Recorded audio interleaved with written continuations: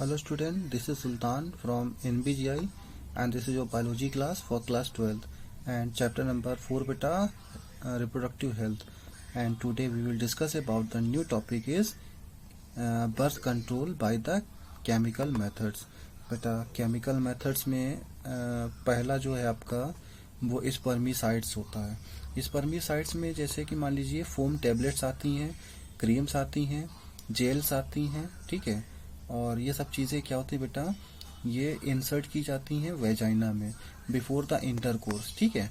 तो इससे क्या होगा, स्पर्म बेटा जो होता है एंट्री वो रुक जाती है यूट्रस में जाने से, ठीक। तो इसको ये बनती कैसे बेटा, ये बनती है कंटेन स्पर्मिसाइड्स, यानी कि किल स्पर्मेटोजोआ भी बोलते हैं इनको, ठीक है।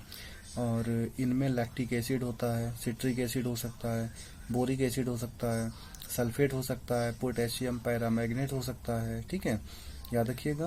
बट आज के टाइम में कुछ स्पॉन्ज जो कि फोम सुपीरियरिटी टैबलेट्स जो है बेटा वो मार्केट में अवेलेबल हैं, ठीक है।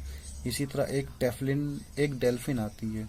डेल्फिन बेटा क्या होता है, क्रीम होती है जो कि यूज़ करते हैं जो फीमेल होती है बेटा वो अपनी वेजाइना में डेल्फिन क्रीम यूज़ कर लेती हैं, ठीक है। तो इससे कहते हैं कोई भी एलर्जी नहीं होती है और ये स्पर्मिसाइड्स बेस्ट होती हैं, ठीक। यानी स्पर्म को मारने के लिए इसका यूज होता है, ठीक है, ध्यान रखिएगा। नेक्स्ट आएगा बेटा आपका IUCDS, है ना। तो IUDS को हम लोग इंट्रा यूट्रीन डिवाइस भी कहते हैं। ये डिवाइस बहुत इफेक्टिव होती है, ठीक है। और इसमें कहते हैं इंसर्ट करते हैं बाय डॉक्टर या एक्सपर्ट, मान लो कोई नर्स है उसकी हेल्प से इसको इंसर्ट करते हैं यूट्रस में, है ना, वजाइना के थ्रू यूट्रस में इंसर्ट कर देते हैं। अब देखिए बेटा ये डिवाइस जो होती है ये अवेलेबल होती है नॉन मेडिकेटेड, ठीक।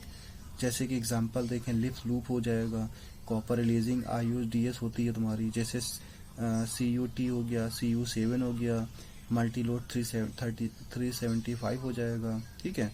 और ये हार्मोन रिलीजिंग होती हैं, जैसे प्रोजेस्टेरोन हो गया, ठीक है, इंक्रीज करती हैं, IUDS इंक्रीज कर देती है। ये फैगोसाइटोसिस करती है स्पर्म को, यानी स्पर्म को यूट्रस में जाकर बेटा क्या करेगी, फैगोसाइट्स करती है, स्पर्म को खा लेती है। इसमें जो कॉपर आयन होता है बेटा ये रिलीज होता है, ठीक है। और यूट्रस में जो इम्प्लांटेशन होता है और जो कर्विक्स होती है उसमें कहते हैं स्पर्म को हॉस्टिबल कंडीशन में रोक दिया जाता है। अब IUDS जो होता है एक आइडियल कंट्रासेप्टिव मेथड है जो कि फीमेल यूज कर रही है इंडिया में बहुत ज्यादा, ठीक है।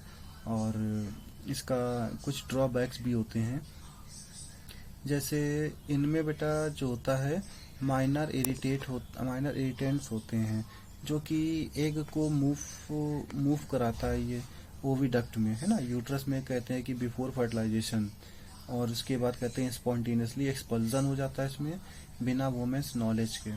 और कभी कभी कहते हैं इसके एग्जिस्ट मेंस्ट्रुअल ब्लीडिंग हो जाती है, पेन भी काफ़ी होता है, रिस्क होता है परफोरेशन ऑफ यूट्रस का, ठीक है, ये रिस्क होता है इन्फेक्शन का। तो ये इसके कुछ बताए गए साइड इफेक्ट, ठीक है बेटा।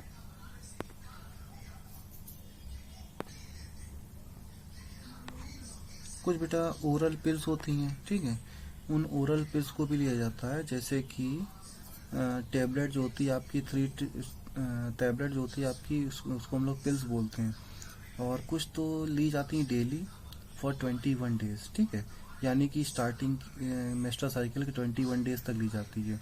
और कुछ जो होती हैं वो गैप यानी कि 7 डेज के गैप पे ली जाती हैं पिल्स, ठीक है। पिल्स जो होती है बेटा कैसे बनती है ध्यान रखिएगा, ये हार्मोनल पिल्स हैं और इनहिबिशन ऑफ ओवुलेशन और inhibition of motility and secretory activity of oviduct, ठीक है, and changes in cervical mucus impairing its ability to allow passage of the transport of sperm, ये हो जाती हैं, ठीक है, ध्यान रखेंगे। नेक्स्ट है बेटा आपका सर्जिकल मेथड। सर्जिकल मेथड को हम लोग परमानेंट मेथड भी कहते हैं। इसमें होता है क्या है, इसमें दो चीजें आती हैं, एक तो बेटा मेल में वैसेक्टोमी आती है और फीमेल में ट्यूबेक्टोमी आती है। वैसेक्टोमी में क्या होता है, स्मॉल पॉट जो होता है बेटा वास्ट डिफरेंस का, इसको रिमूव करते हैं।